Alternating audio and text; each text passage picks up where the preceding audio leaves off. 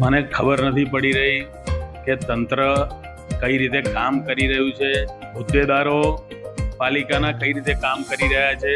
મુખ્ય હોદ્દેદારો મેયર અને ચેરમેનના વિસ્તારમાં પાણીની અછત, વોર્ડ નંબર 4, 5, 6, 15 આ મોટા ભાગનો એરિયા જે આજવાના પાણીથી નિર્ભર છે અને છેલ્લા 5 વર્ષથી જેને વર્ક ઓર્ડર આપીને બેઠા છે, તંત્રએ જેને 50 સુધીની નોટિસો આપી દીધી છે, એવા વેલજી રત્ના સોરઠિયા પર કેમ તંત્ર મહેરબાન છે, કોણ બચાવી રહ્યું છે, ખબર નથી પડતી. એની સામે સમગ્ર પૂર્વ વિસ્તારને રોજ પાણીની ઘટ પડી રહી છે.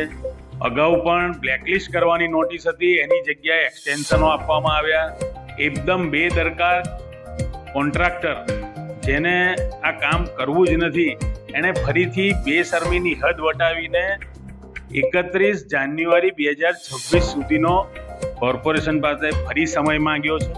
વિરોધ નહીં, 100% હું પૂર્વ વિસ્તારની તમામ સોસાયટીની મહિલાઓ સાથે આંદોલન કરવામાં આવશે કે જો એમને એક્સટેન્શન તમે ફરી આપ્યું